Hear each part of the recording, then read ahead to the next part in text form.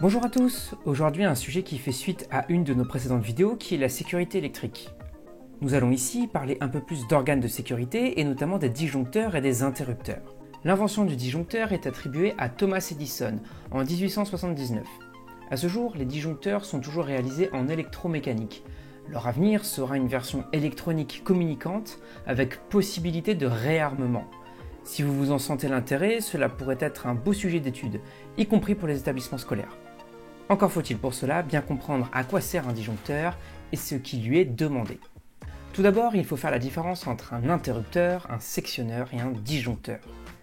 Un sectionneur, dont le symbole est ceci, permet la séparation ou l'isolement d'une installation de son réseau d'alimentation afin de permettre des interventions hors tension et donc en toute sécurité. Il ne doit jamais être manœuvré en charge. Effectivement, c'est une opération manuelle et par conséquent lente. Un interrupteur, lui, permet d'établir, de supporter et d'interrompre des courants dans des conditions normales du système. Il est quant à lui conçu pour être manœuvré en charge en toute sécurité. Il peut être, si ces conditions d'isolement le permettent, d'être un interrupteur sectionneur.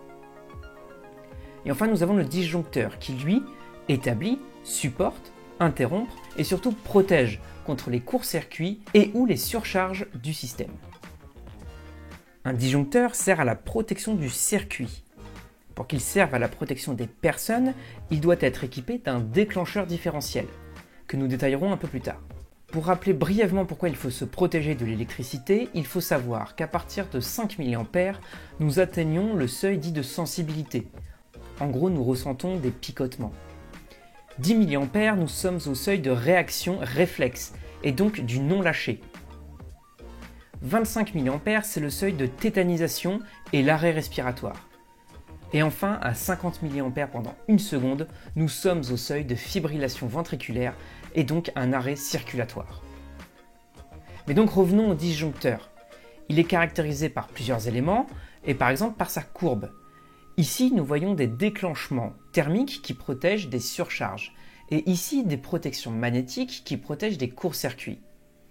Selon les valeurs de cette courbe, notre disjoncteur sera soit une courbe C, qui est courant dans les installations. Par exemple, nous voyons souvent sur nos disjoncteurs domestiques C20, courbe C, 20 A, qui sert donc pour la protection des prises de courant, d'appareils électroménagers, du circuit d'éclairage, etc. Nous avons la courbe D, qui est pour certains moteurs, qui va laisser passer une pointe de courant, un appel de charge sans disjoncter de quelques millisecondes. Il existe aussi les courbes B, avec un déclenchement magnétique bas qui élimine les courts-circuits de très faible valeur et qui est utilisé notamment pour les circuits ayant des longueurs de câble importantes. Nous avons les courbes MA pour la protection des moteurs et les courbes Z pour les protections des circuits électroniques.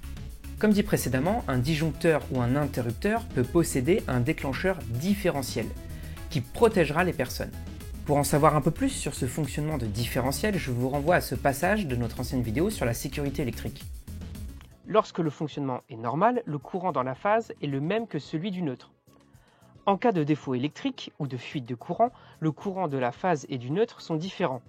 Une différence de potentiel s'opère alors dans le tore de mesure et un courant résiduel apparaît qui permet le pilotage d'un actionneur pour couper le système. Un disjoncteur ou un interrupteur différentiel peut être de type A, avec une composante continue,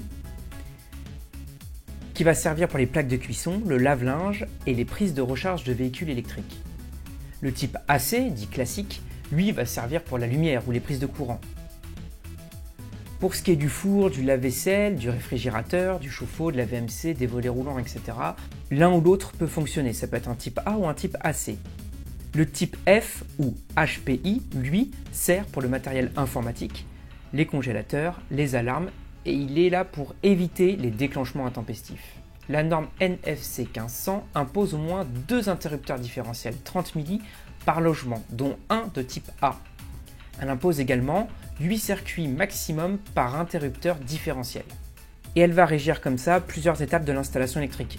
Les prises de courant, elles, ça va être 8 prises maximum pour un disjoncteur de 16 A, 12 pour un disjoncteur de 20 A, pour la cuisine, ça va être 6 prises pour 20 A, etc. Voilà un peu plus d'informations sur les disjoncteurs et les interrupteurs. Bien entendu, nous avons ici effleuré seulement le sujet et je vous encourage à l'approfondir par vous-même si cela vous intéresse.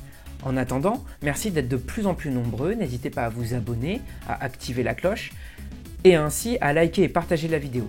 Merci à tous!